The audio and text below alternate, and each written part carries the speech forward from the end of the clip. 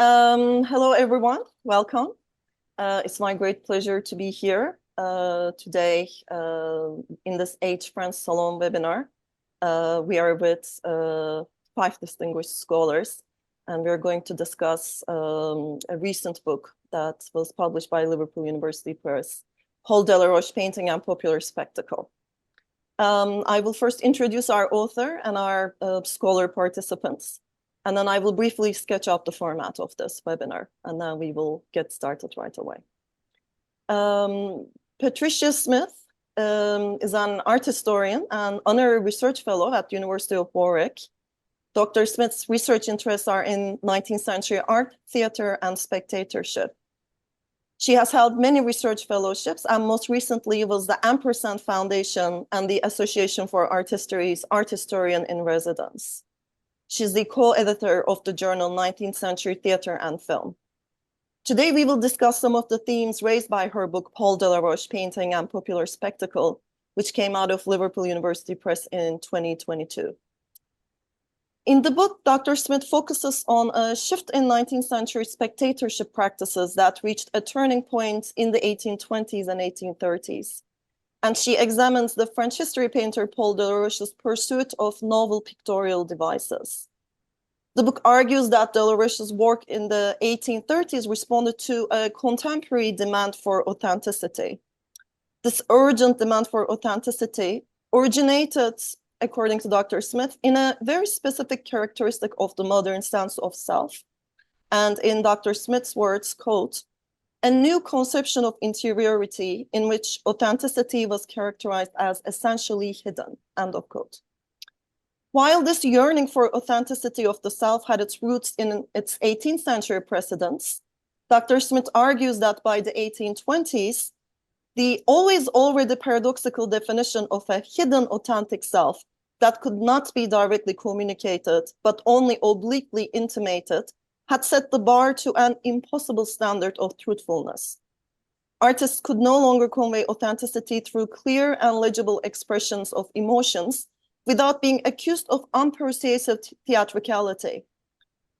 Dr. Smyth adroitly situates the inexorable modernity of Delaroche's paintings, such as the execution of Lady Jane Grey, the assassination of Duc de Guise, or Cromwell and Charles I, against this historical background.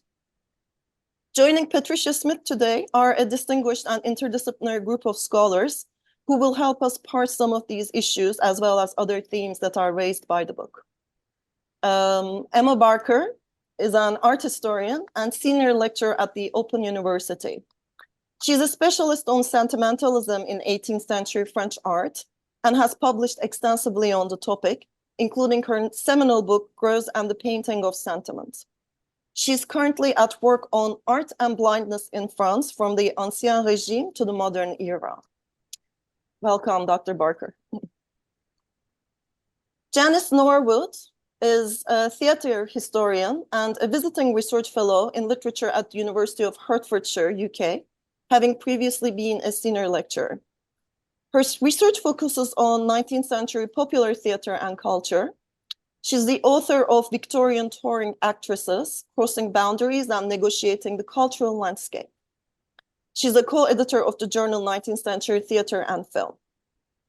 And last but not the least, Caroline Radcliffe is a theatre historian and reader in drama and performance at the University of Birmingham.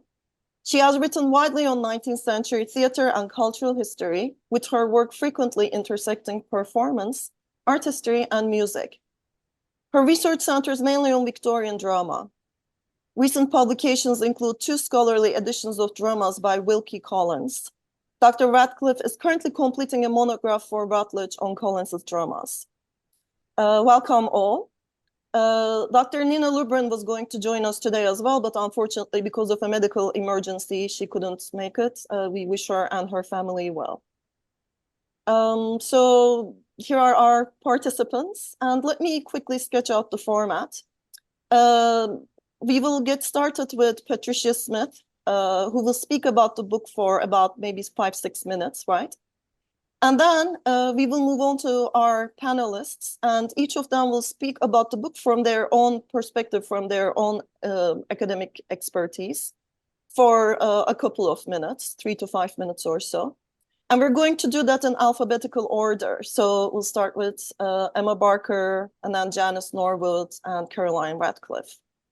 And all of our panelists will end their presentation with a question or an issue arising from the book that Patricia Smyth and other participants will respond to. In the meanwhile, I'm going to monitor the other attendants' questions in the chat box. So attendants, if you have any questions, please type them to the chat box and I'll do my best to keep track of them. And at the end, we are going to open into a more general discussion. So unless there are any questions, I think without further ado, Patricia, the stage is yours.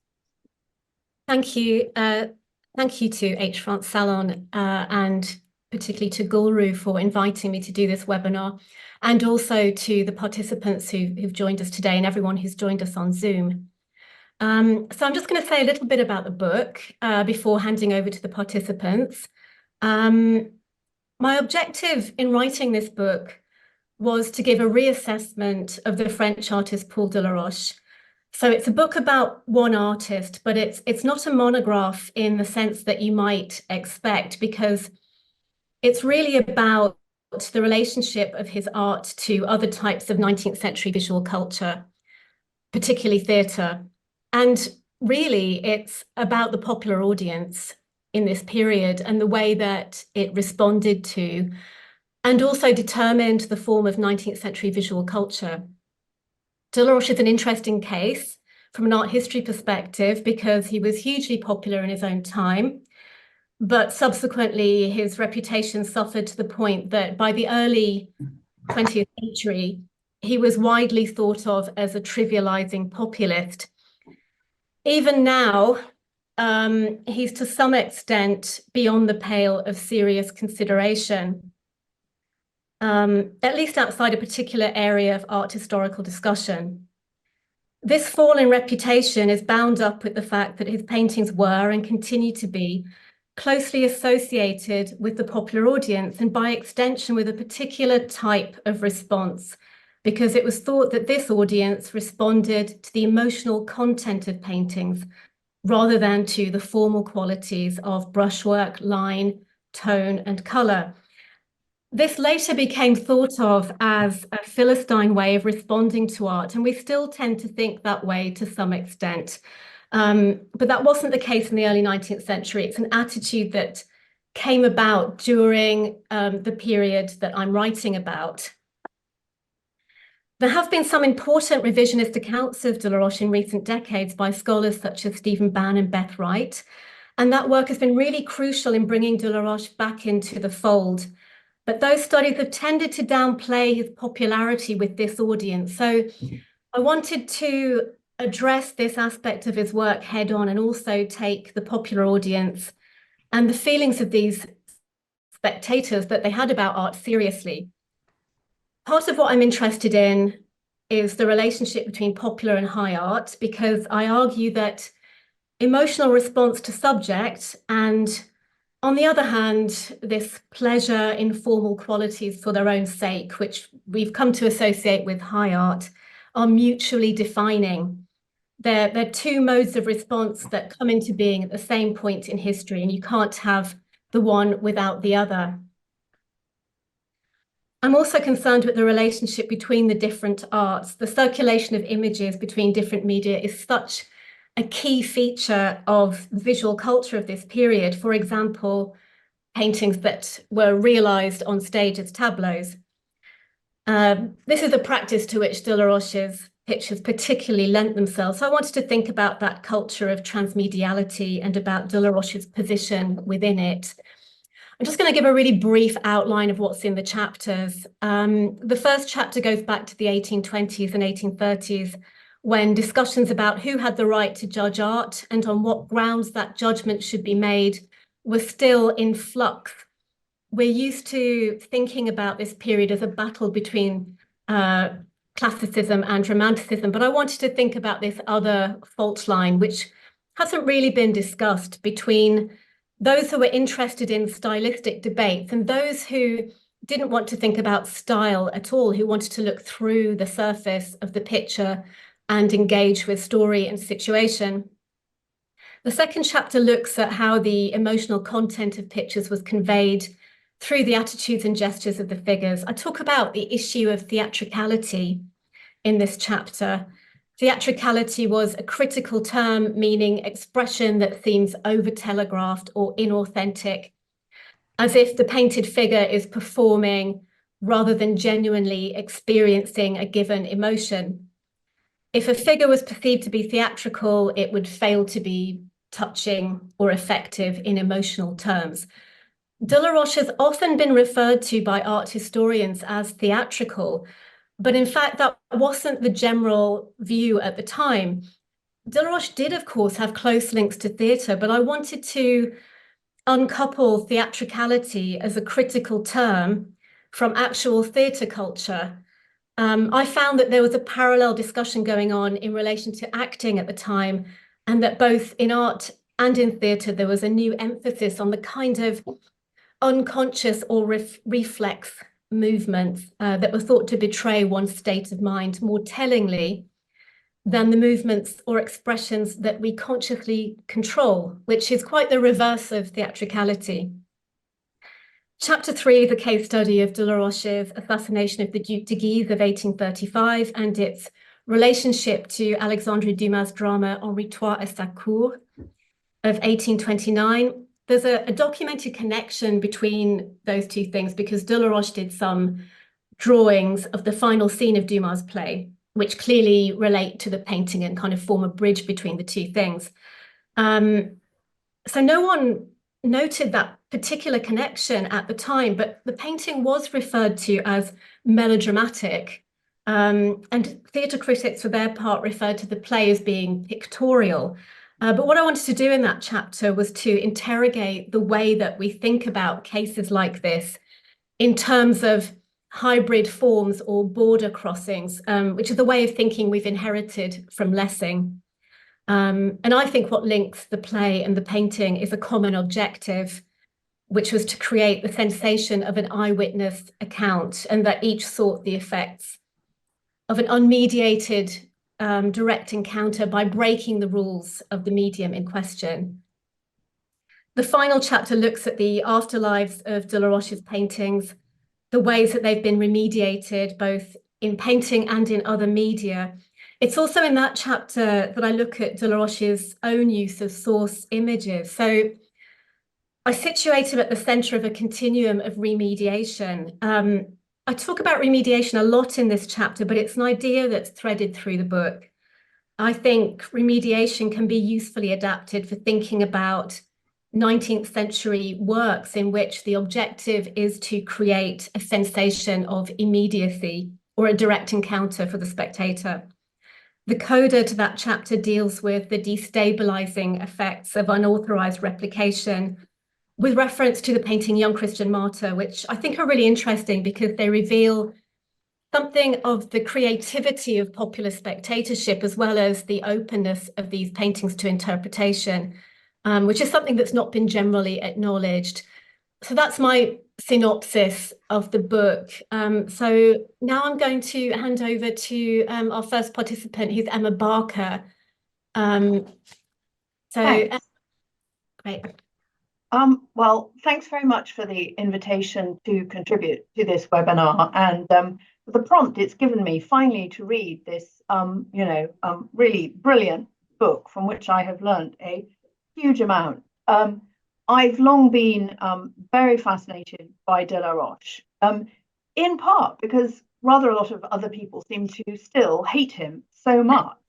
I recall, for example, the then director of the National Gallery, Neil McGregor, expressing great distaste for Delaroche and his popularity in an interview I read. I remember too the rather negative response to the 2010 Delaroche exhibition around the National Gallery's execution of Lady Jane Grey. I vividly recall the critic of the Financial Times called it comically awful. I think these kinds of responses just do show how much people are still invested in a certain modernist-arrived model of good taste. And, so I think, what I really got particularly out of the book is, the way that it traces back the origin of this kind of taste to the 1830s and shows how it really developed in reaction to the success of Delaroche. So in a sense, the whole point of this kind of modernist good taste is that it exists in order to condemn Delaroche to a very harsh extent, you could even say. What I'm going to give is very much a response from my view as a scholar of Greuze, particularly. I was expecting Nina Lubran to cover other things, so I'm sorry about that. So it is a rather particular view that I'm going to offer. As I say, my interest in Delaroche is very related to my interest in Jean-Baptiste Greuze, whose work and career do parallel Delaroche's in significant respects. Although Greuze's paintings differ, in depicting scenes of modern life rather than historical subjects, they too were said to stop viewers in the salon in their tracks. Likewise, he enjoyed huge popularity based on the profound emotional effect that his paintings were said to have on viewers who saw them as direct, illusionistic transcriptions of life. There's also the multimedia aspect of his career. A tableau based on his first great popular success, La Cordée du Village, was staged in a Parisian theatre in the year that the painting was exhibited. And he too received increasingly hostile response from critics as his career went on. And as with Delaroche, his work continues to be viewed in the terms set by 19th century East fetishist art criticism. With Greuze, it's really the Goncourt brothers who continue to set the terms in which he's viewed, just as with Théophile Gautier, as Pat points out, it's very much Gautier's view of Delaroche that prevails. That said, Delaroche's work and career obviously represent, significant points to Greuze in the 18th century.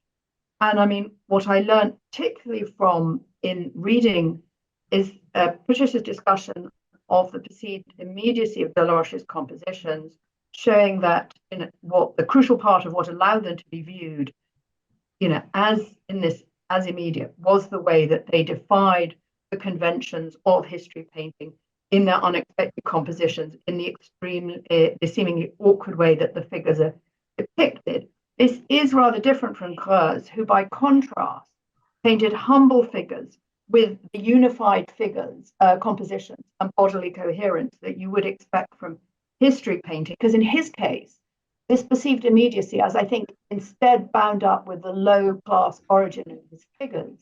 So what it made me realize in relation to Delaroche was the role of the subject matter.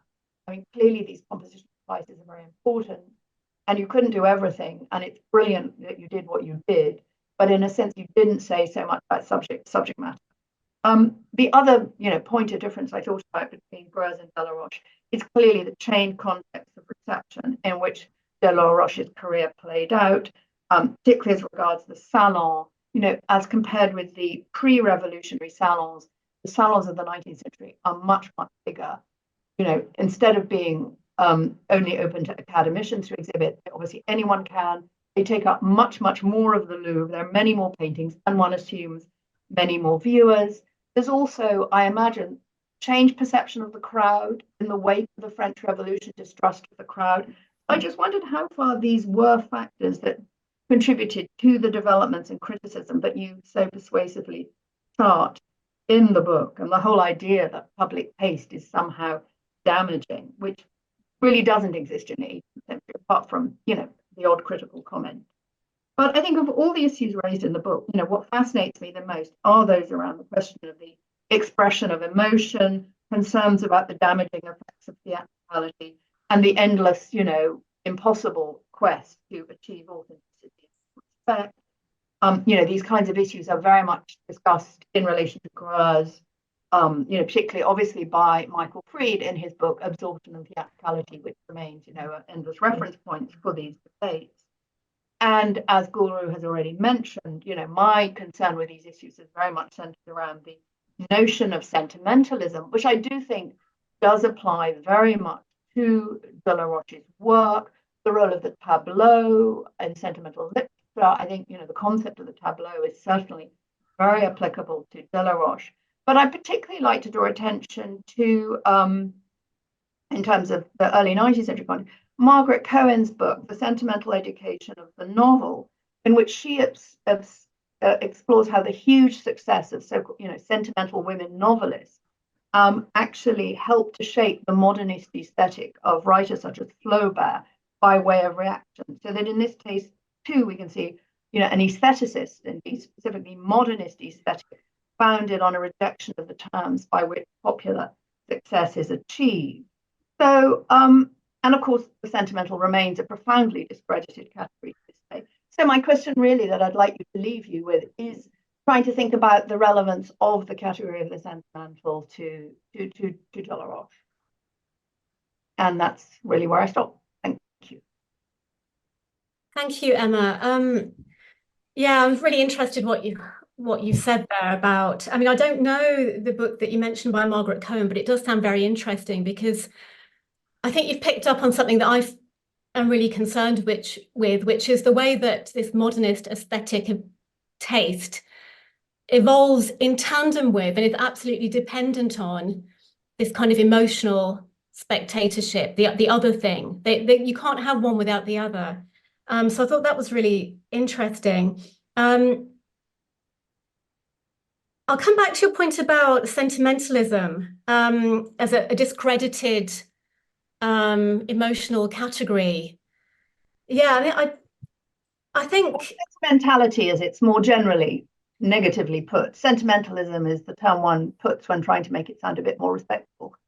Well, sentimentality is the sentiments of people whose sentiments we don't approve of. I suppose it's a bit like, I don't know, it's a shifting category. I did want to pick up on something else you said as well, though, about the change in attitudes towards the salon public and towards the issue of public taste between the time of Greuze in the 18th century and the time of Delaroche, and what's changed there.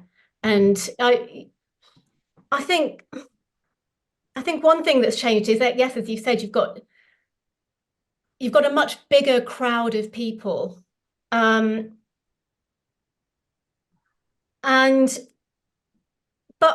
I think still in the 1820s and 30s, it's still quite a respectable position to think that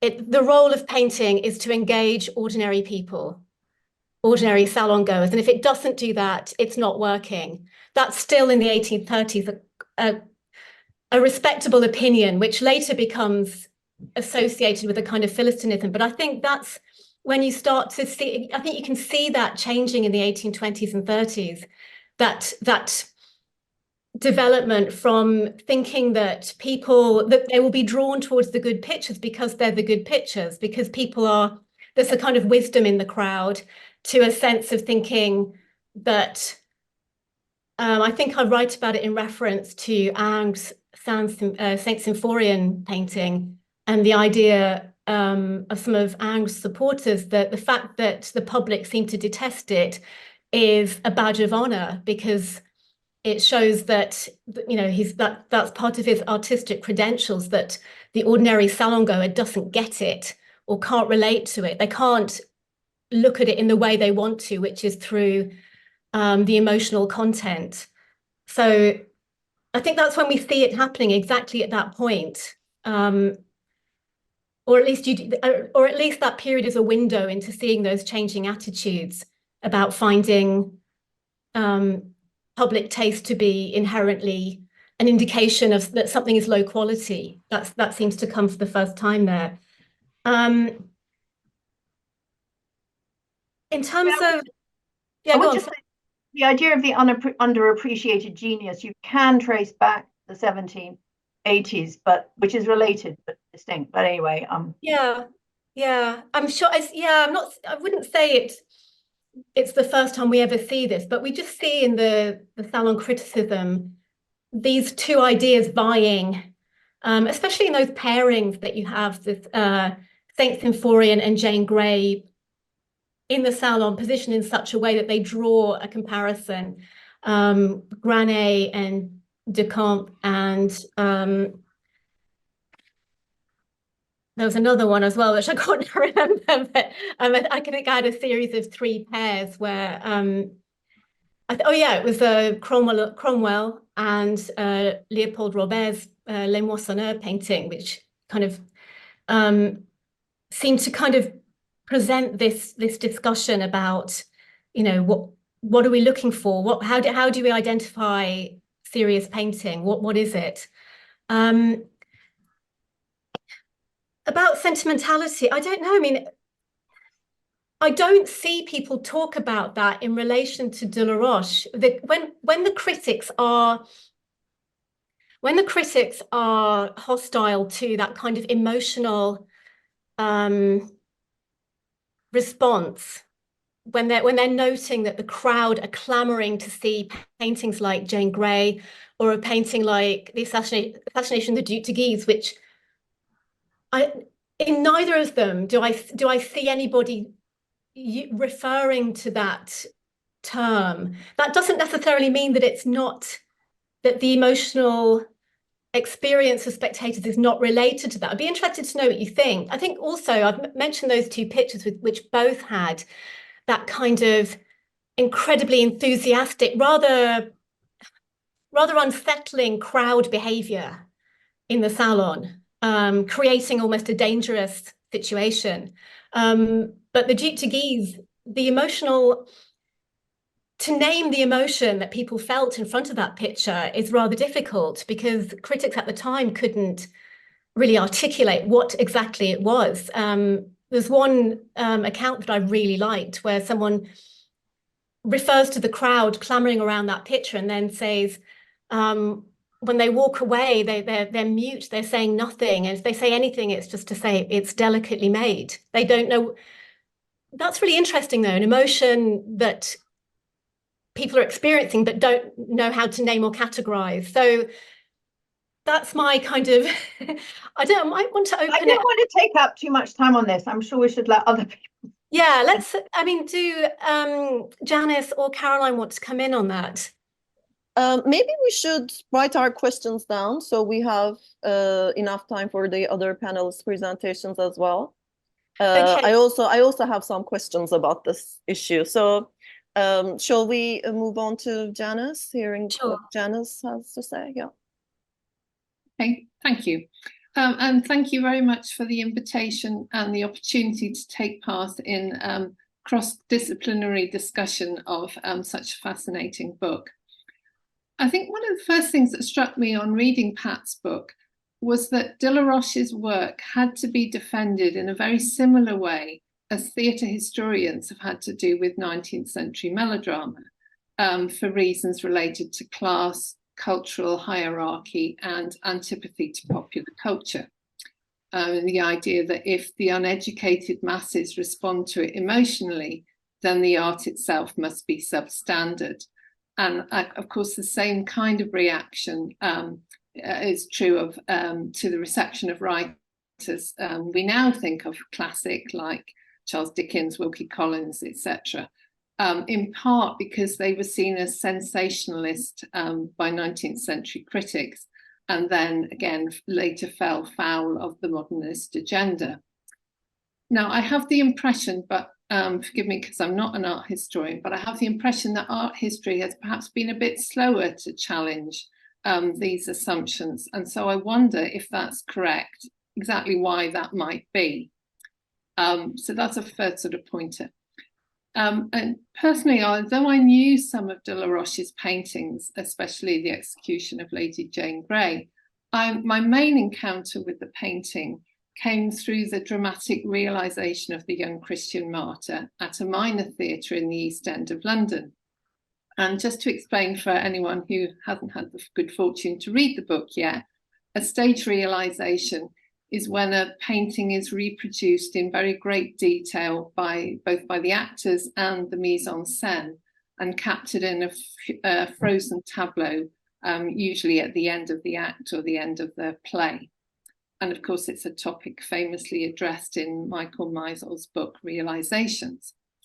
But in the case I'm talking about, when I came across it, I was just intrigued by how many of the largely working and lower middle class audience members at the Britannia Theatre would have recognised the Delaroche image. And if most of them didn't, why did they bother to go to the trouble to reproduce it at all? And so I think Pat's application of Bolter and Grusin's theories of remediation in 20th century immersive media, her application of that to 19th century realizations is particularly effective. They claim that the remediated work achieves an immediacy so that the spectator feels the work as transparent or unmediated. And I thought of particular interest is that whereas Bolter and Grusin trace what Pat describes as a linear trajectory, i.e. the original artwork transmogrifies into the new form, she argues that in the 19th century, the existence of multiple variations means that, quote, the source image is not so much surpassed as supplemented in such a way as to produce in the mind's eye of the beholder a more complete temporal narrative than would be possible in a single image. Now, I hadn't previously considered the presence of variations as opposed to more exact replication. And I found that whole idea fascinating. And I think I need to think some more about that and how it might be applied in relation to literary and theatrical adaptations, as well as to painting. And so originally I was going to have a question around circulation of images, but I changed my mind on that. Unfortunately, I think we're going to come on to that anyway. My question relates to reception and touches on what you were just talking about before, about crowd behaviour. Because in the book, though, you cite many examples of the public response to salon showings of Delaroche's painting, in which it's clear they were being viewed by a large group of spectators. And I'm thinking particularly of the anecdote about the one where the woman collapses on seeing Lady Jane Grey's picture, and then is surrounded by other viewers. And it sort of made me think about how the experience of those salon viewers then is akin to the audience's emotional response in a theatre, i.e. then it's both immediate and it's collective. And it's the collective bit that I'm interested in. And in the book, you've eloquently outlined the discourse around the connoisseur, those who can recognise the technique, the formal elements of the paintings, versus the amateur, who just becomes immersed as if it was in real life. But my question is, might there also be something in group response versus individual response? And does that have any bearing on Delaroche's reception, do you think? Thank you, Janice. That's a really interesting question. Yeah, I was trying to, I posed the salon and the theatre auditorium as both places where the spectators are themselves performing in a way. And I think, so there is that immediacy and absorption in an immersive spectacle. And at the same time, I think I was trying to think about what's in it for the spectator, what's being claimed by that kind of emotionally engaged behavior. And there is a, I think in both cases, you have satirical prints and accounts that suggest that those performances are knowing rather than fully absorbed. So I think in both, this isn't really answering your question properly, but I think I think in both cases there's a desire to pull the rug out from that kind of spectator experience. And one of the ways it happens is through both art and theatre criticism that punctures the illusion. And another way it happens is in art criticism or theatre criticism or caricatures that undermine the sincerity of the spectator response. So I think those are the parallels I was pulling up. But your question is about can the salon audience, which is mobile, what are the, what's the comparison with a theatre auditorium, which is rather different, isn't it, I suppose? It is rather different, yes. But yeah, so there's something that's the similarities same there. as well. Yeah. Is there a collective? I think it's I think what people write about in the behavior of the salon public is this sort of like hive mind, sort of people moving as one. I mean, I don't know, you get that now if you're at a concert or something. It's kind of way in which people they're standing, but they'll all sort of move in one direction. But people write about that in terms of the salon public or the salon visitors as all, they don't know why they're going to one corner, but they're all sort of being led almost. And that does, it sort of, those kind of accounts do tend to undermine that kind of behavior, as if people aren't thinking for themselves, almost like a kind of automatic behavior, which is part of, and I think both of those contexts would be contexts in which, 19th century psychology of crowds would be applied. So yes, but I suppose, I don't know, I need to think about that some more. It's a really good question. I'm going to maybe come back to it later, but I think what you brought up as well was the way in which I'm thinking about what goes on in the individual mind of each spectator as being creative, and what each person brings to it based on their previous experience of past images. So in that sense, it's highly individual. But in another sense, I don't know, I can't answer that one. Thank you, but we'll come back to it again. Thank you, Janice. Should we go on to Caroline and then come back to questions for Janice later on? Do you think that's a good idea? Yes. Caroline, yes, please go ahead.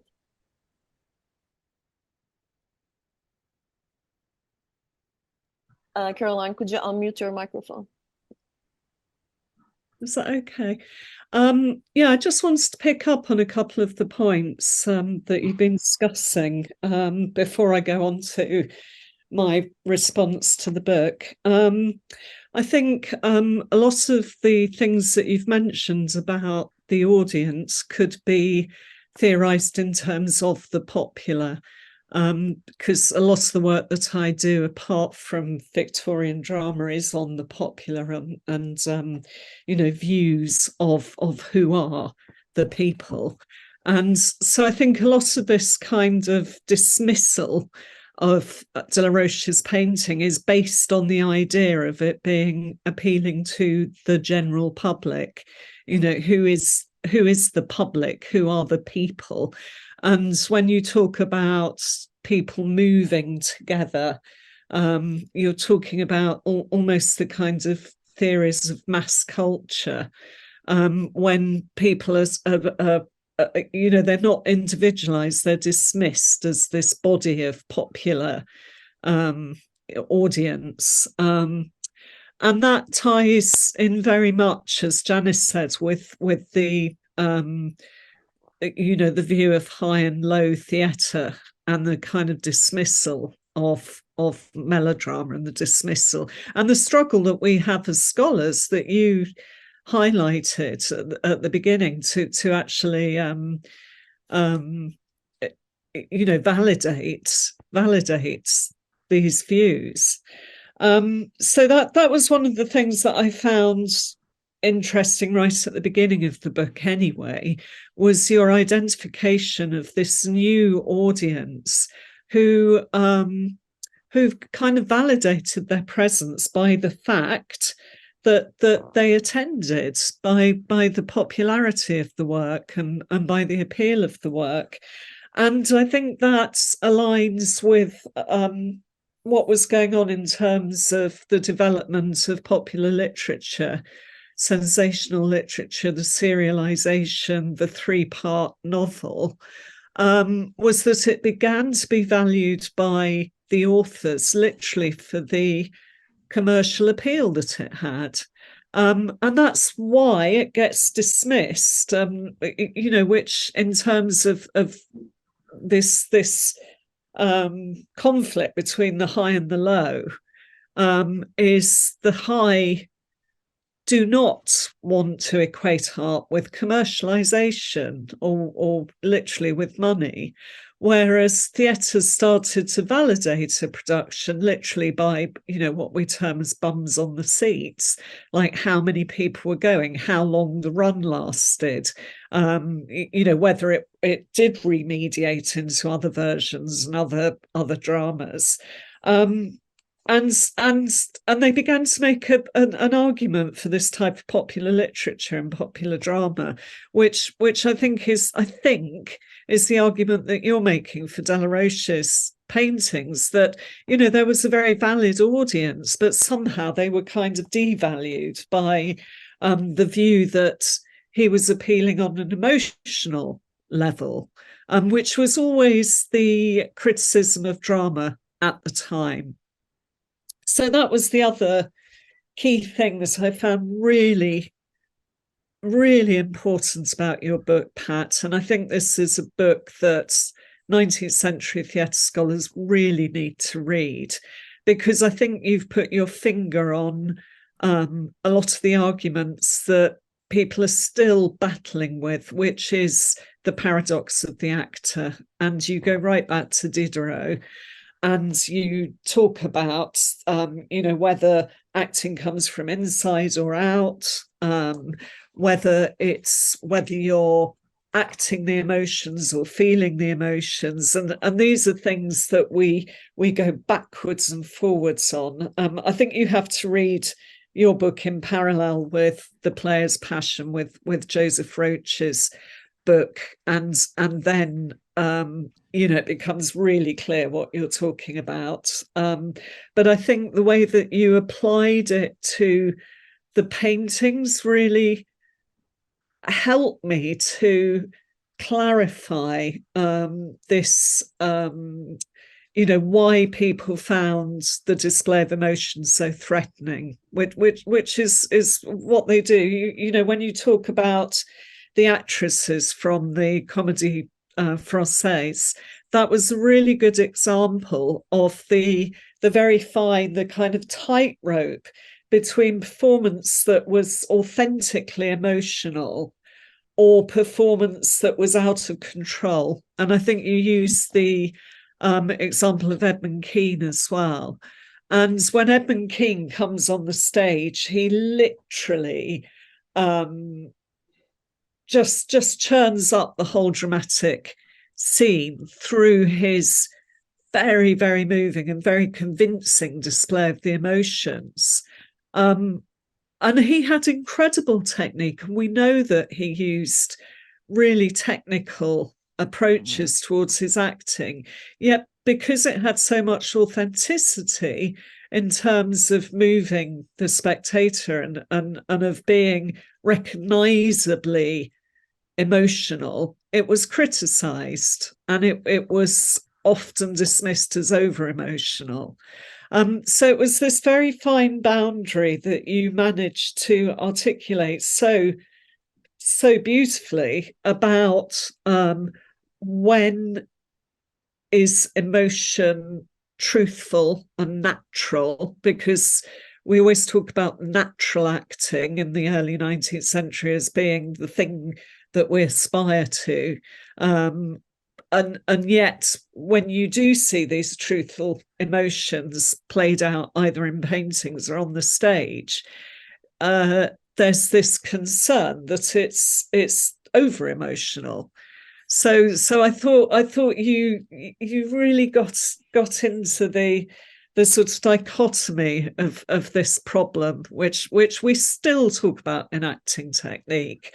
So it really helped me to, I've been trying to articulate the same things, not very successfully, but it helped me to understand that this was a discourse that was transmedial, that was very much reflected in the literary and also on the stage. so that, you know, for me were the things which I thought were really remarkable in terms of articulating the acting paradoxes of the time. Do I still have time, or shall I stop and give you a question? Yes, you please go ahead. You have a few more minutes. Okay, Yeah. so the other thing for me that was very interesting, as you know, Pat, because I've worked on this quite a lot, was your application of immediacy. Janice has already talked a bit about remediation, and you know, it was wonderful again to see how many examples of Delaroche transferred onto the stage.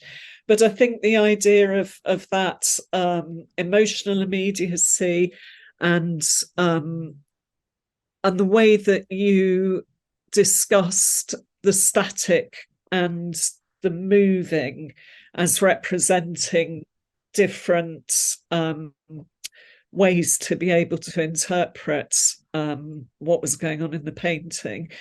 Because for me, there's always been a problem with acting tutors, you know, books of the time, where people now take them very literally, and they have this idea that gesture's very overblown and very exaggerated. And so when you see melodrama, you know, reenacted now, it's taking moments which you very clearly describe as being static.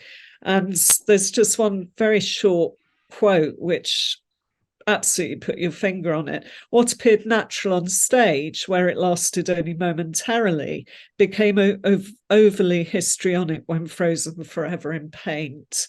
And so that sense of you know, the moment that's frozen, or the moment that's come from just before or just after, and how the audience reads that was you know, really enlightening for me. So my question, which isn't anything to do with any of the things I've just talked about, was going right to the end of the book, because I'm also interested in neo Delaroche. So, you know, I look at the neo-Victorian and kind of how we translate the past and how we reenact the past. And so it felt like a really tempting nugget when you threw out these new versions of Delaroche, and I think particularly the pillow. I can't remember the name of the artist there, but the glass pillow, and that's that kind of haunting, you know, sort of hauntology of the paintings. And also the virtual reality was really interesting to see something so contemporary, but you know, going back to a historicized version of history. So we've got two stages of history. We've got the historical moment of the narratives, but we've also got the history of Delaroche's paintings. So I wanted to ask you know, what next in terms of those studies, because that was a very short section. I really wanted to know more about it. Thank you so much, Caroline. Yeah, the afterlives of Delaroche. I think it's the Brian Catling glass, the cushion, the famous cushion that keeps popping up everywhere in 19th century painting after Lady Jane Grey, after Delaroche's picture. That I think it was in the section talking about variations, wasn't it, where you get these kind of prequels, sequels.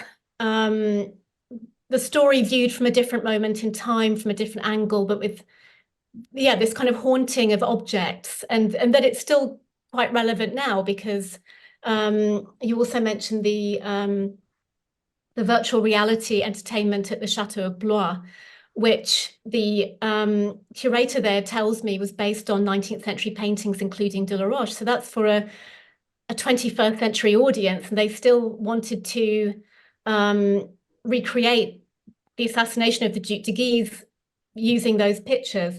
I think the other one I talked about was the young Christian martyr at the end of the book, and I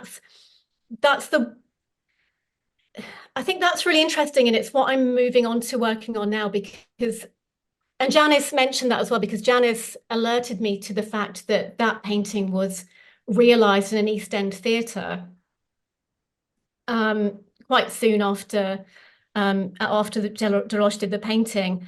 So I've been working on what happens when images are remediated in different narrative contexts, and looking at that process as evidence of a kind of spectatorship in itself, as each person reinterprets and reframes the image in a new way, bringing their own reading of it to bear on a new interpretation. So I think that might be what you mean about kind of these kind of new these new remediations that continue to be put out there. So I don't know if that really answers that question, but I feel I should stop talking now because I think Emma wants to say something. Yeah, I just wanted to come back in because I mean, a lot of this does tie up. I mean, if I'm sorry to go on, two kind of discourses around sentimental. I mean, the sentimental in David Denby, his book on sentimental narrative and the social order, he talks about the way the emotion of a scene gets concentrated on a single object, which then becomes freighted with value. And Beth Wright talks about this also, though more specifically in relation to so-called troubadour painting, the way in which certain objects become very freighted with the emotional value of the scene. And when you're talking about remediation, you're very much talking about a tableau of figures generally, sometimes a setting, but mostly a tableau. And tableau is again a central concept in the way in which the kind of various theorizations of the sentimental I've been talking about. So I think it's very important to think about the relationship of the figure grouping, which conveys this kind of emotional resonance, but also this familiarity. And at the same time, the particular object from within the tableau that's loaded with particular freights of meaning. And I think thinking about it in these terms is quite important. Thinking about, this whole discussion about remediation, which I do think is completely brilliant and incredibly persuasive. Thanks, Emma. I think that is, this fixation on particular objects and tableaus, as you said, but also quite a lot of the variations I was looking at had all the costumes, the objects, but completely rearranged in a new tableau, for instance. Still referring and the way in which emotion is freighted, and that they're both kind of fetish structures. The object is a fetish structure within the tableau, and the tableau itself is a kind of fetish structure. Now, I think what you're saying about objects leads us back again to melodrama, because that's one of the things that when critics criticize Delaroche, they criticize this too much attention given to accessories and objects, as if they were irrelevant. And one critic of the assassination of the Duc de Guise said, he becomes melodramatic. He's putting all the emphasis on the accessories rather than the human drama. And that's another thing that that melodrama, a lot of the criticism about melodrama is to do with this supposed overemphasis on objects and the mise en scène as opposed to the human drama. So I think there's something really interesting there. And I think you used the term like fetishizing objects, but this is the way that meaning is kind of, I mean, I mentioned Roland Barthes, his essay, The Reality Effect, quite a lot. And he refers to this use of supposedly redundant objects as notations. But I think I would sort of push back against that in a way, because they're not empty, they're not redundant. They do have Exactly. Yeah. They become loaded, at least some of them do become freighted and loaded with emotion, not meaning in the traditional history painting sense, but certainly incredibly freighted. I think that's really interesting. And I think it ties into 19th century psychology of being something, it's not to do with how you decide to present your story. It's to do with the tiny object that it's just beneath your level of attention. It's it's the thing you're playing with when you're meant to be concentrating on something else, or the tiny detail. That's very much a 19th century idea.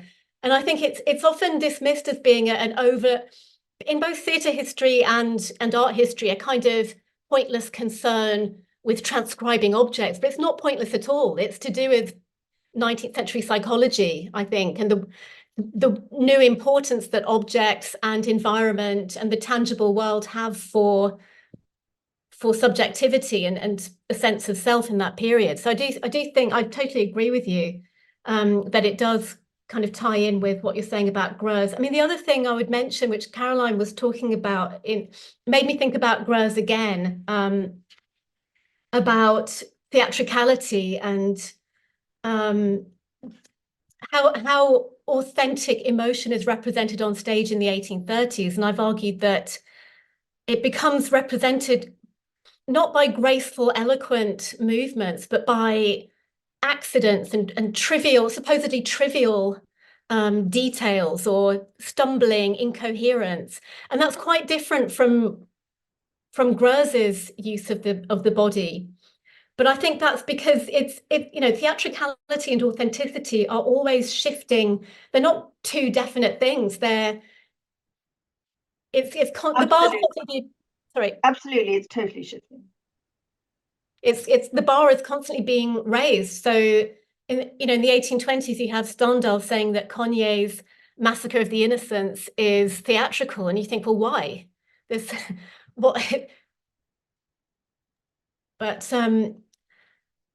I don't know if we have.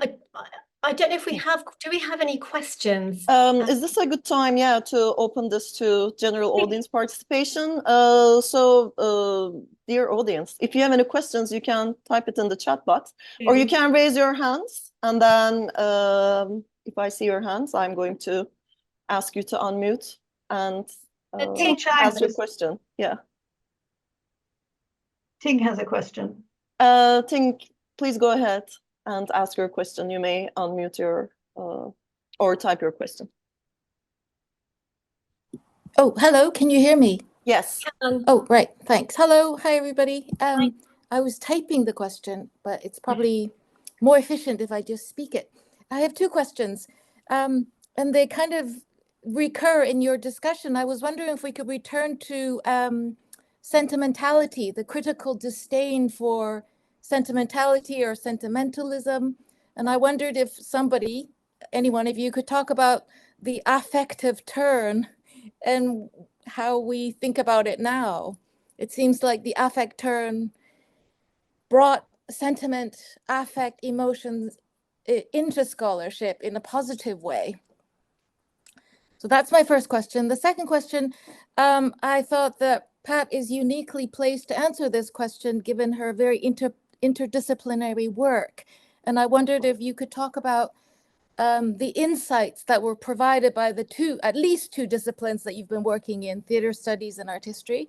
So what each shed light on the other, and also perhaps what blind spots emerged for you as you work through these two disciplines, at least two. Thanks. I could just speak very briefly in response to the first bit of the question, is that I think the way the affective turn has gone is very much, a lot of it is focusing on affect in the sense of the very visceral. And in many cases with people like Georges Didier Huberman and that kind of thing, it's very much about unmediated. Whereas the sentimental and sentimentalism, as I understand it, is fundamentally about understanding that all emotion is fundamentally mediated through culture. And my big problem with the affective turn is that it doesn't, as I understand it, doesn't properly acknowledge that. So that would be my answer to that question. I hope that makes sense. Yeah, thank you, Ting. I'm interested in this as well. I mean, the affective turn, it does really interest me. I think what really interests me about emotional responses to Delaroche's paintings is that, I mean, Emma was talking about emotional categories that are culturally determined, like sentimentality. I think what's really interesting about Delaroche is that he obviously has a very strong emotional impact on his spectators, but it's not always easy to articulate what those emotions are, which does throw up an interesting question in terms of as Emma was talking about, emotions as being historically constructed. What happens when people in the historical period are testified to having a very intense emotional response, but cannot name it? What's going on there? That's really interesting. And I think what I'm looking at now is the way that certain of Delaroche's pictures in particular, but not just his, are the way in which they're replicated and remediated reveals something of a kind of process of thinking or feeling that kind of takes us away from the ostensible narrative, the text, the title of the picture, the script of the play, for instance. So I think there's something really interesting about Delaroche there for work to be done through looking at the affective turn or working in that way. Your other question was about insights from working between art history and theatre history. I've worked a lot with theatre historians and started going to their conferences because I wanted to find out, I kept coming across Delaroche being disparaged for being melodramatic. So I wanted to find out, what is melodrama? Let's find out. And that has really, really helped me. And it's true what Janice mentioned as well, that we're all engaged in this revisionist project, trying to take seriously things that have been disregarded. I think there's a parallel project there between art historians like me or like Emma and theatre historians working on 19th century genres like melodrama. And I also think what Janice said is correct, in that theatre historians, they do seem to be making more progress in carving out a place for this kind of work within their discipline.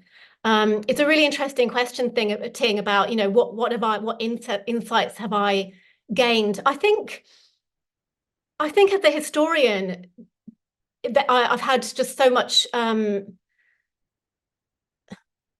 help from theatre history, and I could probably talk too much about that, so I might just kind of go on to some more questions and maybe come back to that at the end if there's time. But that is a really interesting question. Thanks, Ting. We have a question in the chat box. B. Wright is asking about reading drama in these decades, for example, Vitesse, Les États de Blois. I don't know whether the person who typed the question would like to elaborate more on this. Or if not, maybe this is the question. Is that Beth? Yeah, it is. Oh yeah, hi. Thank you so much for the wonderful book and for the wonderful discussion. I'm very much interested in being able to clarify and separate out the responses to the different media. We've been talking about, for example, the difference between seeing something momentarily on the stage and having something that is permanently static in a painting. And I was wondering your thoughts about the genre of the reading drama, which I think has certainly been influential for both, and specifically for the work of the assassination of the Duc de Guise, Vitesse, Les États de Blois, and how being able to read privately and experience emotion privately is in some ways a separate experience from what we've been hearing about the collective response, either at the salon or in the theater. Thank you, Beth. Beth's referring to Vitte's reading drama Les États de Blois, which was Delaroche's source, his written source for the assassination of the Duc de Guise. And I think, Beth, you were referring to this idea of a single moment, which that painting was thought to, and is still thought to, capture in a really vivid way, a single, seemingly, I don't know, the haphazardness of the single moment. And very specific description of the motions and the gestures as being uncalculated, even clumsy, wiping your nose, etc. These were not gestures that were expected to be seen in either of these media. So Yeah, that's so. In the reading drama, there's a point when, you know, these kind of, with the painting, it was thought that it just looked kind of haphazard, so which was very unusual at the time, or actually, I'd say unique at the time. And Beth is saying that in the reading drama too, there is this moment where of kind of a trivial gesture. I think what's really different is that the reading drama, when I read it, it does have that moment. You're absolutely right. But the drama as a whole does something much more conventional in a way, which is that it takes us around the different social groups of the 16th century situation, that the backdrop to the assassination, and so visits in turn each interested party, who each kind of talk about the Duc de Guise and the wars of religion from their own perspective. I think that's what people were expecting from Delaroche's painting about the assassination of the Duc de Guise. It was an episode from the French Wars of Religion, and they expected it to make some kind of commentary on the longer term causes and effects of that particular moment, which the reading drama was able to do around that trivial single moment. But the painting couldn't, and well, it could, but it didn't. It didn't do that. So I think that's the difference I see as being actually quite different. The experience of that reading drama is actually quite different to the experience of the picture, which left people very bewildered at the time.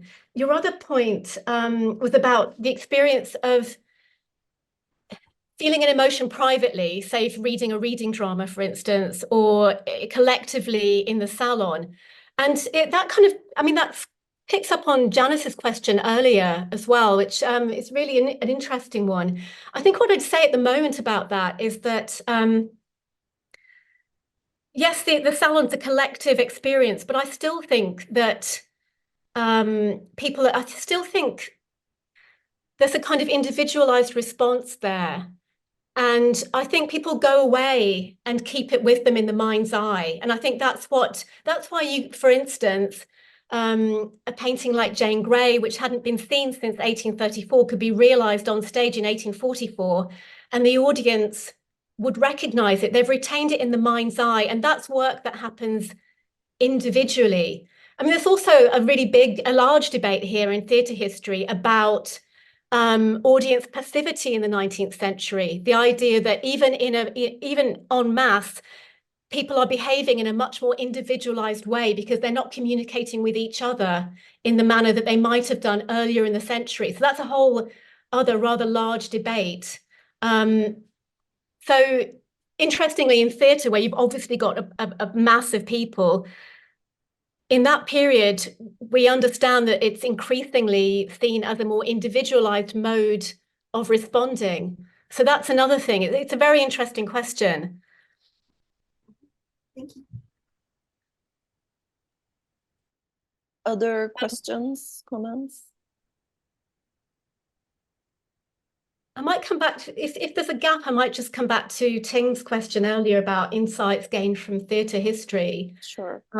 Because, I mean, that's it kind of, yes, I mean, it's so important and it's almost difficult to choose one thing. But I do remember listening to Jackie Brasson, who's a professor of theatre history, talking just before the pandemic about her career as a theatre historian, and talking about writing on minstrelsy, and just looking in the archive and the things that are, she was saying that people weren't writing about that, but when she was looking through the evidence, she was finding more and more references to this, and she thought to herself, maybe this is important. But the way that we choose what we think is important. I think that's been an important lesson for me, to look back at the archive and find listen to it rather than imposing our own expectations on the material. So that was one thing that I just wanted to mention. Ting Chang has a follow-up question that they typed in the chat box. Yes, they're asking about the respective blind spots in each discipline. Spot in each discipline.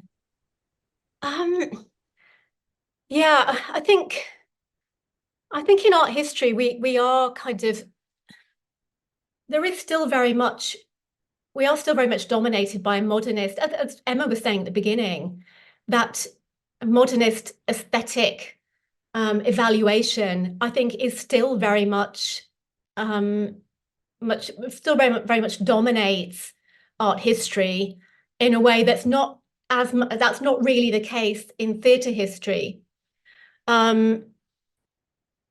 Theatre history is interesting because I think what I see there is a real interest in careers, and in careers of people who've been overlooked. So there's kind of like micro-history approach there.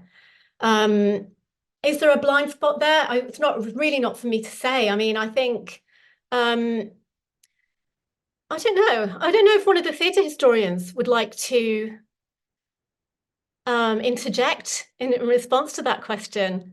I don't know if Janice or Caroline would like to say, what do you feel about that? I think the biggest blind spot in 19th century studies is not to look at things from an interdisciplinary perspective, because I mean this all comes from the privileging of the text in terms of drama. And in 19th century theatre, particularly more popular forms of theatre, it's pointless to look at it like that. And I think part of the work that a lot of us have done recently, and that you're also doing in this book, is to reveal that the travel between the different media, and how each informs the other, and that you can't have one without the other. That there's so much influence from art at that time, and I think we don't give popular audiences enough credit for being familiar with that body of work and appreciating it.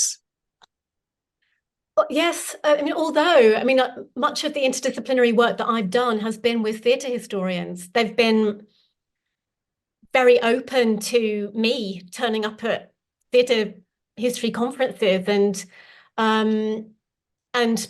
talking about that. I found a real openness in theatre history actually to other disciplines. But yes, of course, there is, there's a kind of a need to make those connections so that we can inform each other's discussion, I think, especially when you're working on the 19th century, because it seems to me that with this area of 19th century art or theatre, it's inherently it is inherently interdisciplinary, and its richness comes out when we speak to each other. And I think we go back to Jackie Bratton's work when she examines who it is who's writing the reviews and who's writing the literature about salons and dramas, and it's, as Emma says, it's very, very mediated, and we have to really look through that to get beyond that judgment of something that's dismissed. Well, actually, I mean, I was talking about the mediation in any representation of the emotion, which I don't think we can get beyond, because any representation of emotion is mediated. But if I might just come in, I mean, I think I would just add, fiction to the mix, given that this is also the great heyday of novels. And obviously, you've already mentioned with Wilkie Collins and Dickens, or Janice did, rather.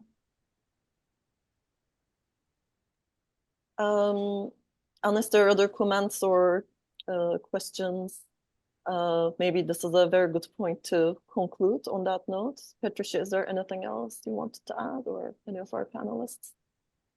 Just thank you to everyone for participating, and to all of those who joined us on Zoom. Thank you very much. It's been really enjoyable discussion. Thank you very much, everyone. This was an excellent webinar. And it's been recorded, and it will be available on H. France Salon's website as well. So if you want to revisit or share it with others, it should be up in a couple of days. So thank you, everyone, and have a great day. Thank you.